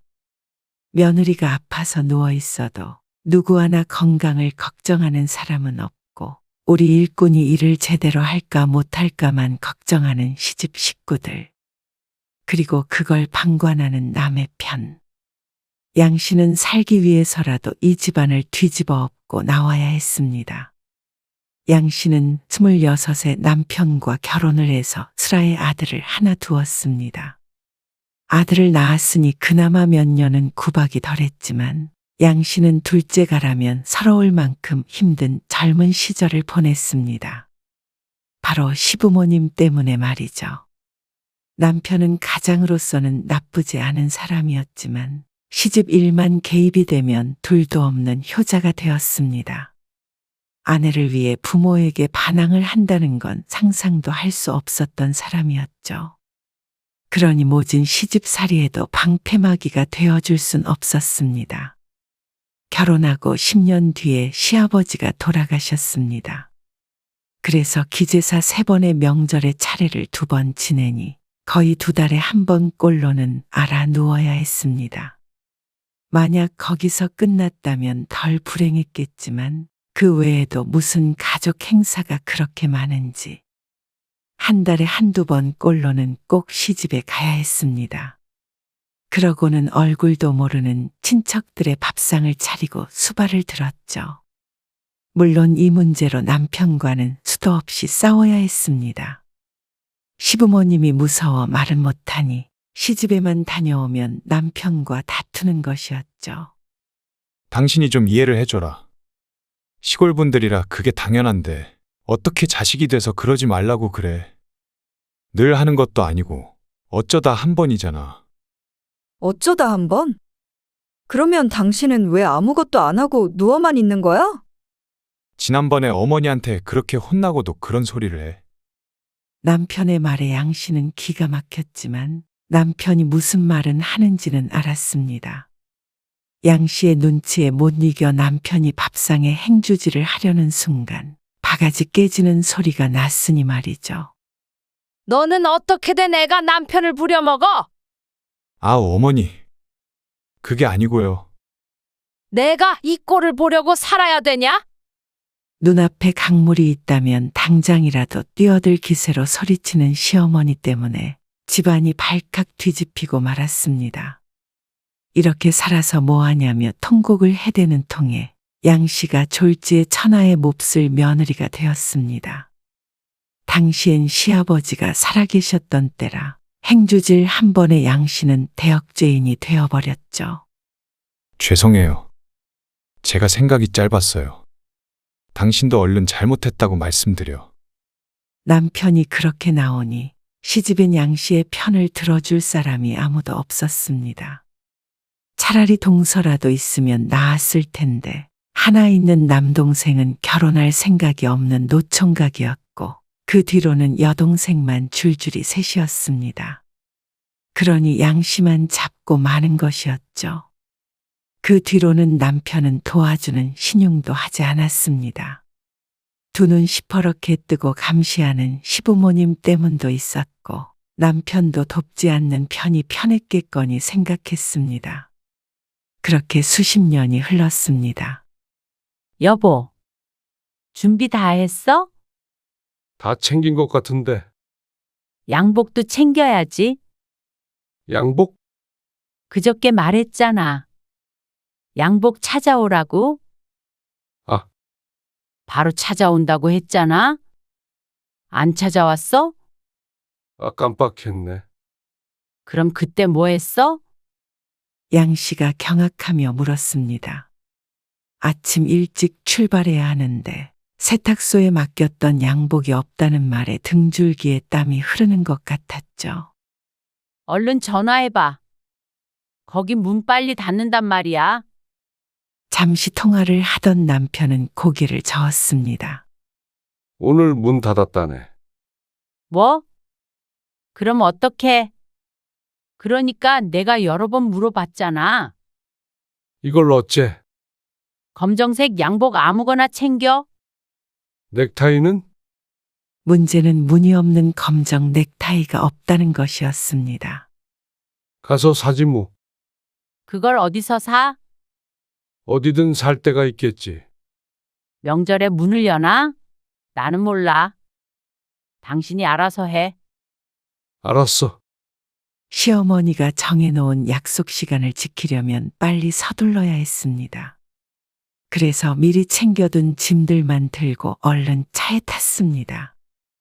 양씨 부부는 명절 이틀 전 저녁에 남편이 퇴근하자마자 시집으로 갔습니다.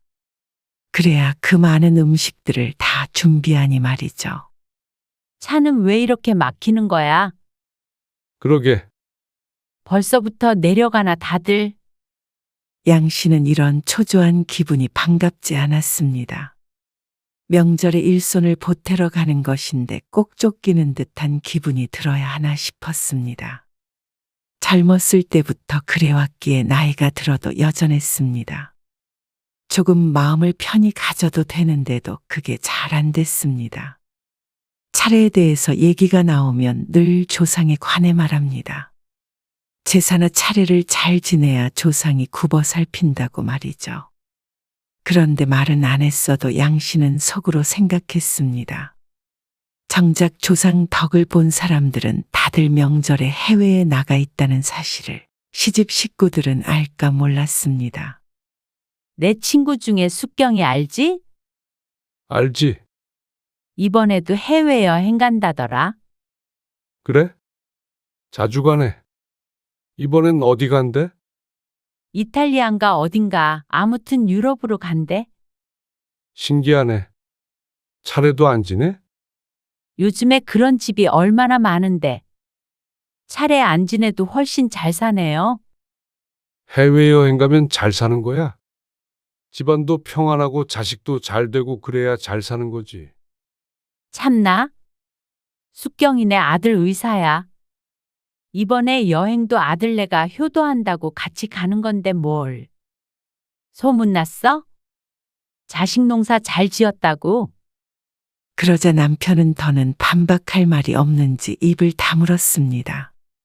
남의 집과 비교할 마음은 없었지만 제사를 잘 지내야 조상 덕을 보다는 말이 진리는 아닌 것이 확실했죠. 차가 왜 이렇게 막히는 거야? 겨우 도착한 양 씨와 남편이 집 안으로 들어가자 시어머니의 호통이 들려왔습니다. 왜 이리 늦게 와? 아, 차가 막혔어요. 그러면 더 일찍 출발을 했어야지. 회사 끝나고 바로 온 거예요. 또 말 대꾸하지? 그러고 나서 한참을 서서 욕을 먹어야 했습니다. 얼른 와서 음식 준비해. 네. 식구가 아무리 많아도 왜 이틀 전부터 준비해야 하는지 양 씨는 알지 못했습니다. 그렇게 해도 남편의 직장 때문에 저녁 늦게나 도착하는데 말이죠. 그저 아들을 이틀 밤 재우고 싶은 시어머니의 욕심이었습니다.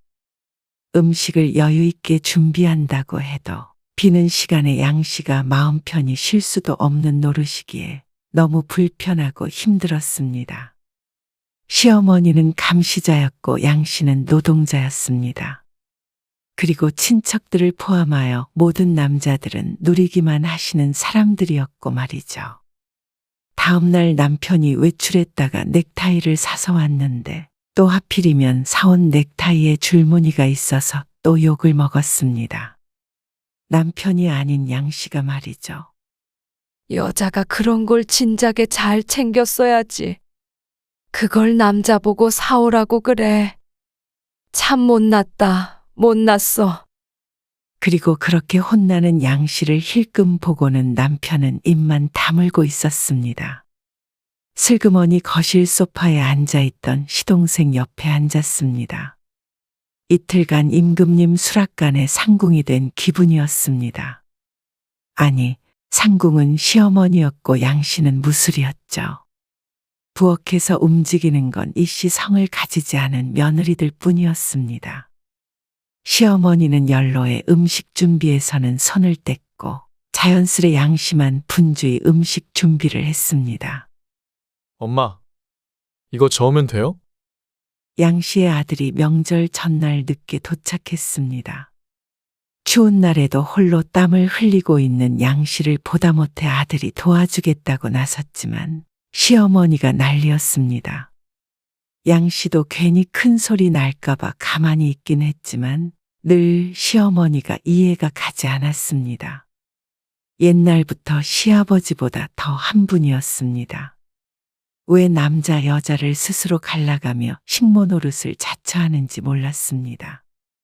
수십 년간 이어오던 전통이라 그런 것인지 아니면 자신을 대신할 며느리가 있어서 그런 것인지 어쨌거나 양 씨는 마지막 희생양이 자신에서 끝나길 바랐습니다. 며느리에게 이런 일을 시키고 싶지 않았습니다. 뒤늦게 온 시누이와 조카들의 수발까지 들었습니다. 그리고 나서야 집으로 돌아갈 수가 있었습니다. 당연히 하루 동안은 꼬박 알아 누워야 했습니다. 아니, 이러고 또 다음 달에 제사잖아. 그렇지. 당신은 이게 맞다고 생각해?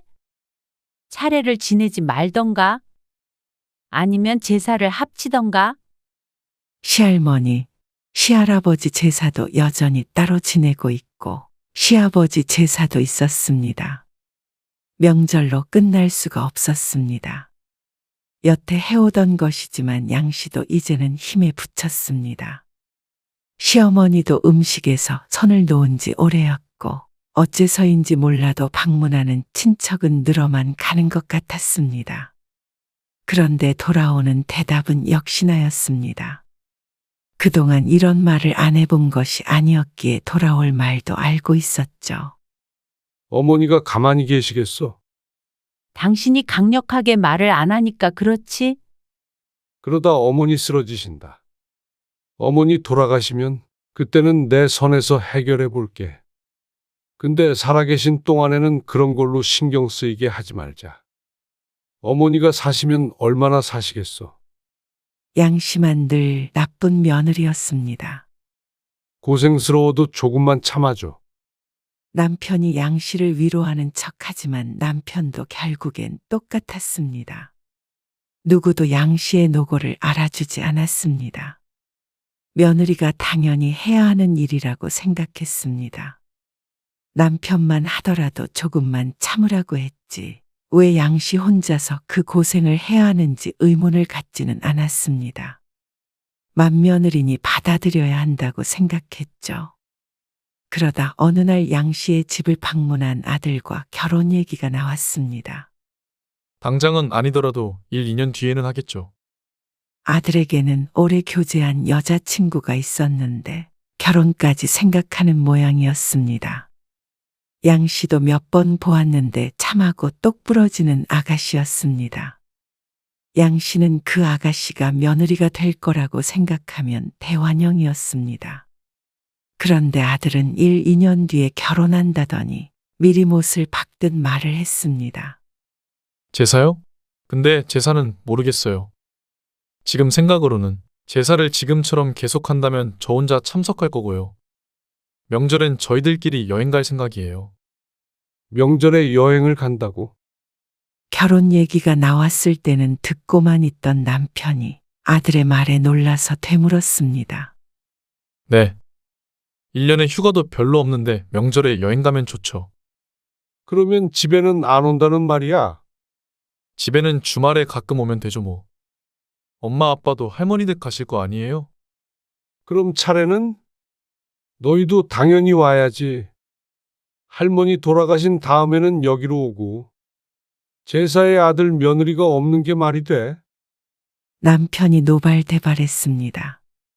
그 모습에서 어쩐지 시어머니가 보이는 듯 했습니다. 같은 핏줄이니 그렇겠죠. 반면에 아들은 그게 뭐가 문제냐는 식이었습니다. 요즘에 제사 지내는 집 별로 없어요. 아버지, 저는 저랑 결혼한 사람이 제사 때문에 희생하는 거 저는 보고 싶지 않아요. 뭐야? 불시의 공격이라도 당한 것 마냥 남편이 펄쩍 뛰었습니다. 아마 찔리는 구석이 상당히 많을 것이겠죠. 양 씨는 새어나오는 웃음을 참기가 힘들었습니다. 너 임마. 그럼 자식 도리도 안 한다는 거야? 엄마 아빠 죽어도 제사 안 지내? 마음이 중요한 거 아니에요? 이 자식이 그래도 그런 식으로 할 거면 우리도 결혼할 때 한 푼도 안 보태줄 거야. 치사스러운 남편의 말에도 아들은 어깨를 으쓱했습니다. 그게 뭐가 문제냐는 듯한 태도였습니다. 남편은 부모 돈이 없으면 아들이 결혼도 못할 거라고 생각하는 듯 했죠. 아들은 오히려 그러면 제사에 안 가도 되는 거죠? 하며 불난 집에 부채질을 했습니다. 그 모습을 보며 양 씨는 조소했습니다. 시어머니가 돌아가시면 제사를 없앨 듯이 얘기했던 남편이 당연하다는 듯이 며느리가 생기면 제사를 지내고 차례를 지낼 것처럼 화를 내니 말이죠. 그리고 반년 뒤에 양 씨는 대장암 수술을 했습니다. 갑작스러운 암 진단에 양 씨 가족은 정신없는 시간을 보내야 했습니다. 다행히 수술도 잘 됐고 예후도 좋았지만 그래도 암이라 죽음의 문턱까지 들어갔다가 나온 것 같은 기분이었습니다. 또 전화 온다. 이리 줘봐. 내가 받을게. 차라리 전화 좀 꺼줘. 그래도 오늘이 제사인데 전화를 꺼놓으면 안 되지. 남편이 양 씨의 휴대폰을 들고 병실 밖을 나갔다가 금방 돌아왔습니다. 나 빨리 가봐야겠다. 갔다가 다시 올게. 그냥 내일 와. 제사인데 금방 다시 오면 또 전화해 불라. 양 씨는 서둘러 남편을 보냈습니다. 그리고는 생각했습니다. 그래도 암에 걸리니까 제사도 빠지고 좋다고 말이죠. 그런 생각을 하기가 무섭게 휴대폰이 또 울렸습니다. 신우이였습니다. 그리고 전화를 받았을 때는 시어머니한테 들었던 말을 똑같이 들어야 했습니다. 양 씨의 건강에 대해서는 그다지 궁금한 게 없는 것 같았고 그저 오늘 제사는 어쩌냐 하는 걱정이었습니다. 외며느리가 이렇게 누워있으니 음식할 사람이 없다는 것이 용건의 처음과 끝이었습니다. 이제 양 씨는 이씨 집안 식구들이라면 진절머리가 났습니다. 공교롭게도 이번에 있는 때 제사였지만 다음 명절엔 도살장에 소가 끌려가듯이 시집으로 끌려갔습니다. 그냥 가서 신용만 해. 어머니도 아픈 사람한테 시킬 만큼 그렇게 매정한 분 아니야. 신용만 어떻게 해? 허공에 전이라도 붙여? 참석해서 이제 건강하다는 것도 보여주고 어쨌거나 얼굴은 비춰야 할 거 아니야. 지난번에도 못 갔잖아. 나 그러면 가서 아무것도 안 한다. 알았어. 그 말을 믿고 갔던 양 씨가 바보 등신이었습니다. 신용만 하라던 사람들은 다 어디 갔는지 몰랐습니다. 그래도 하던 사람이 해야지. 쟤들이 뭘 할 줄 안다고. 결국엔 하나 둘 양 씨에게 떠넘기더니 모두 손을 뗐습니다. 옆에서 잔소리하는 사람만 늘었습니다. 전도 작은 집에서 붙여온다더니 달랑 세 종류만 붙여와서 양 씨가 새로 더 준비해야 했습니다. 그거 전을 그렇게 작게 붙이면 어떡하나? 늘 이렇게 붙였어요. 아이고, 조상님 드릴 상을 잘 차려야 후손이 복을 받는 거야. 정성이 부족하니까 이 집 둘째 아들이 여적 장가도 못 갔잖냐? 작은 집 어르신이 와서는 음식하는데 이래저래 훈수를 두었습니다. 안 그래도 환장할 지경인데 이건 어떻고 저건 어떻고 하면서 조상님을 들먹거리니 양 씨도 듣고만 있기가 힘들었습니다. 명절 때만 되면 늘상 이 집 저 집 돌아다니며 잔소리하기로 유명한데 양 씨가 아팠던 것을 몰랐을 리 없는 사람이었습니다. 자손이 정성 들여서 차렸는데 그걸 부족하다고 복을 주네만에 하면 그게 조상인가요? 그런 조상한테는 제사밥 안 차려줘도 돼요? 밥 때문에 자손한테 해코지 하는 게 무슨 조상이에요? 그리고 도련님 장가 못 간 거는 못 갈만 하니까 못 간 거죠? 밥상이 무슨 죄예요? 상 차리는데 자꾸 시끄럽게 하지 마세요. 그러자 순간 온 집안에 정적이 흘렀습니다. 바늘 떨어지는 소리도 들릴 만큼 말이죠. 그리고 그 뒤는 말을 안 해도 뻔했습니다. 그걸 알고서도 참을 수가 없었습니다. 그게 지금 무슨 헛소리야? 시어머니는 거의 쓰러질 지경이었습니다. 한 번도 그런 적 없던 양 씨가 폭탄과도 같은 말을 하자 집이 초토화가 됐습니다. 남편은 말렸고 시어머니는 악을 썼습니다. 양 씨는 그 안에서 고요히 앉아 있다가 전을 부치던 뒤집개를 던지듯 내려놓았습니다. 그리고고선 전이 담긴 소쿠리를 획 하고 뒤집어 버렸죠. 저거 봐라. 감히. 말을 잇지 못하는 시어머니를 앞에 두고 양 씨는 그대로 짐을 쌌습니다. 모두들 아시다시피 제가 몸이 안 좋아서 여기까지밖에 못 돕겠네요. 제 생각엔 조상님들도 생판 남인 저보다는 같은 핏줄한테 얻어먹고 싶으실 것 같아요.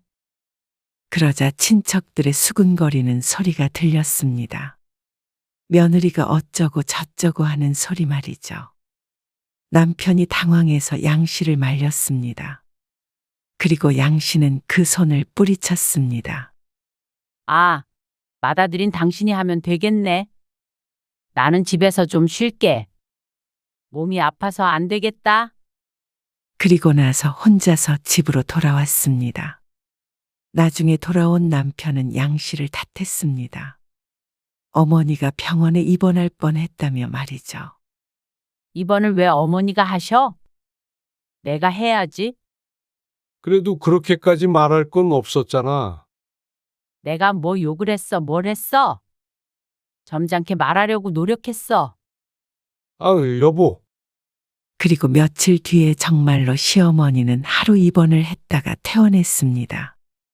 그 나이에도 정정하셨는데 며느리 보라고 그런 건지 정말로 정신적 충격을 받아서 그런 건지는 알 수 없었습니다. 다만 양 씨가 천하의 몹쓸 며느리가 됐음은 자명했습니다. 그리고 남편은 충격적인 이야기를 꺼냈습니다. 다음 제사 때부터는 우리 집에서 해야 될 것 같아. 뭐? 어머니가 편찮으시니까. 어차피 어머니 아무것도 안 하셨어. 그러니까 이참에 우리 보고 물려받으라는 거지. 재산도 아니고 물려받긴 뭘 물려받아? 그럼 어떡하냐? 내가 장남인데. 당신 어머니 돌아가시면 제사 없애겠다고 했잖아. 어머니 안 돌아가셨잖아. 그리고 만약 돌아가셔도 말이야. 그래도 몇 년은 우리 집에서 지내야지. 기다렸다는 듯이 어떻게 바로 없애냐? 그리고 어머니 제사는 안 지내 그럼? 도대체가 말이 통하지 않았습니다. 난 그래도 당신 결혼 잘못했다는 소리 안 듣게 하려고 평생 최선을 다했어. 근데 당신 보니까 내가 엉뚱한 사람을 믿고 산 것 같다. 그게 무슨 말이야? 아내보다 제사가 더 중요하다는 남자를 뭘 믿고 살아? 그런 게 아니잖아. 그냥 나이 든 우리 엄마 안쓰럽지도 않아. 그래? 당신은 아픈 마누라는 안 안타까운가 보지? 아나도 골치 아파. 제사 가져오면 그래도 당신이 주도하는 거니까 좀 더 편하게 할 수 있잖아. 아니 내가 왜 남의 집 제사를 주도해? 남의 집이라니. 어머니도 편찮으시다고 그러고 나도 암 환자니까. 잘 됐네. 이참에 제사를 없애던가 며느리 없이 지내라고 그래. 뭐? 말이 돼? 양 씨는 경악하는 남편이 내뱉는 말을 듣는 둥 마는 둥 했습니다. 그러자 남편도 한참을 설득하려고 하더니 한숨을 쉬었습니다.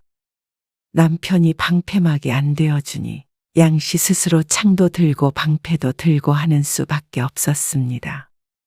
양 씨가 더는 제사에 참석하지 않겠다고 하자 시어머니를 비롯한 시집 식구들이 눈에 불을 켜고 달려들었습니다. 시어머니도 편찮으시다더니 양 씨보다도 더 건강해 보였습니다. 그러면서 유산을 가지고 협박까지 했습니다. 나중에 나 죽으면 너희는 그럼 한 푼도 없어. 어쩌면 아들과 똑같은 말을 하는지 몰랐습니다. 이래서 피는 못 속인다고 한 모양이었습니다. 시어머니는 김씨였는데 이씨로 태어났어야 했던 거 아닌가 싶었습니다. 그래도 후회 안 하냐? 네? 안 해요. 유산을 가지고 하는 협박이 제일 무섭지 않았습니다. 결혼할 때도 받은 적 없는 돈이었습니다. 시어머니의 재산이라고는 지금 거주하고 있는 집 하나뿐이었는데 남편이 5남매였습니다. 세금 내고 5등분하면 손에 쥐는 돈도 얼마 되지 않았습니다. 그런데 그것 때문에 남은 평생 제사를 지낼 것이라고 생각하는 시집 식구들이 어리석었습니다. 아니, 수억을 준다고 해도 사양이었습니다. 당신도 그게 말도 안 되는 협박이라는 거 알지? 씨알도 안 먹히는 말로 평생 사람 공짜로 부려먹으려고 해? 당신도 나한테 다시는 그 말 하지 마. 지내고 싶은 사람들끼리 알아서 지내. 나라고 뭐 지내고 싶어서 지내나. 해야 하는 거니까 그렇지. 그러니까 해야 되는 사람들끼리 하라고. 아, 당신이 그러니까 아들놈도 나중에 제사 안 지내겠다고 그 난리잖아. 또다시 나 그 집에 끌고 가서 일 시켜봐. 내년엔 내 제사도 같이 지내게 될 거야. 양 씨가 마지막 선언을 하듯 말했습니다. 그러자 남편은 대꾸하지 못했습니다.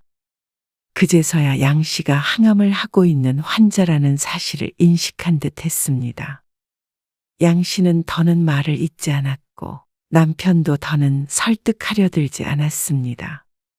그리고 다음 제사가 되었을 때는 양 씨는 집에서 한 발자국도 나가지 않았습니다. 남편은 할 말이 많은 복잡한 얼굴로 양 씨를 바라보았지만 결국엔 혼자서 집을 나섰습니다. 그리고 다음 날 시누이에게서 장문의 메시지가 왔습니다. 제사상이 엉망이었다며 어머니가 또 쓰러지실 뻔했다고 말이죠. 누구 하나 제대로 나서서 하려는 사람이 없으니 알만했습니다. 참 이상했습니다. 그렇게 중요하다는 제사상을 며느리가 없으니 차리지 못한다는 게 말이죠.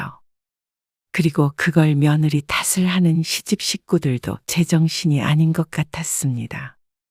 늘 그 사이에 껴서 동분서주하느라 몰랐지만 시집 식구들을 위해서 종노릇을 여태 해왔던 자신도 함께 정신이 나갔던 것 같았습니다.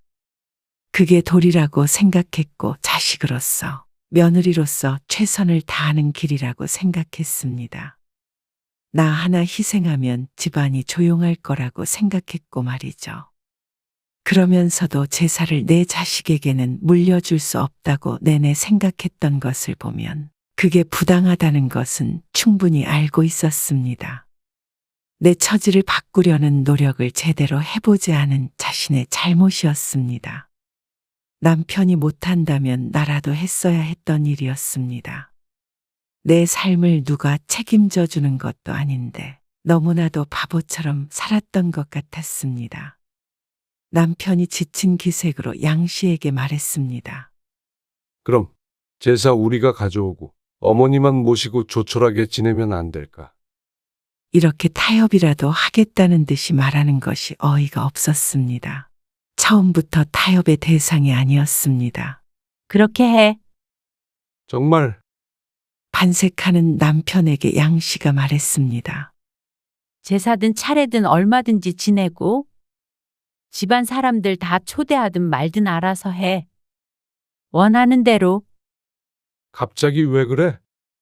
대신 그 순간부터 이 집에 나는 없을 거야. 그게 무슨 소리야? 이혼 서류에 도장 찍고 나서 당신 원하는 대로 해.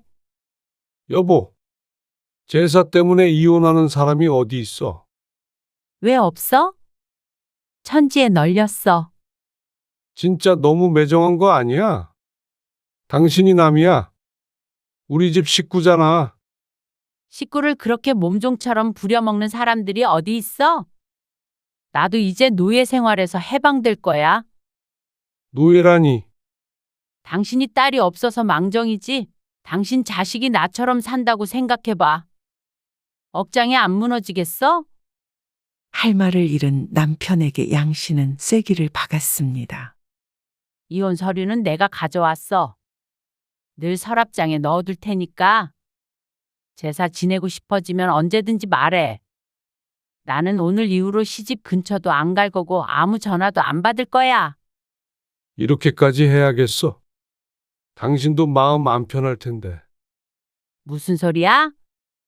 몸도 마음도 이렇게 편한 적이 없었는데.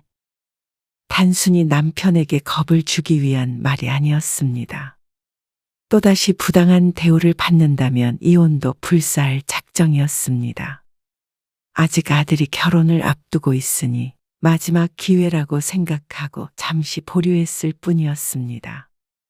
이번 일을 겪고 가장 실망한 것은 시어머니도 시누이들도 아니었습니다. 바로 남편이었습니다. 그렇기에 양씨 마음속에선 남편과의 관계가 꺼진 불처럼 느껴졌습니다. 지금으로서는 돌이킬 수도 없었고 그러고 싶지도 않았습니다. 한동안 양 씨는 힘든 치료의 시기를 겪었습니다. 그런 양 씨를 지켜본 남편은 그제서야 치료만으로도 버거운 아내를 고통스럽게 했다는 사실을 깨달았는지 양 씨에게 신경을 많이 썼습니다. 그동안 미안했고 또 고생했다며 손을 두드리는 모습을 보고 양 씨는 지켜보기로 했습니다. 과연 그 말이 진심인지 말이죠.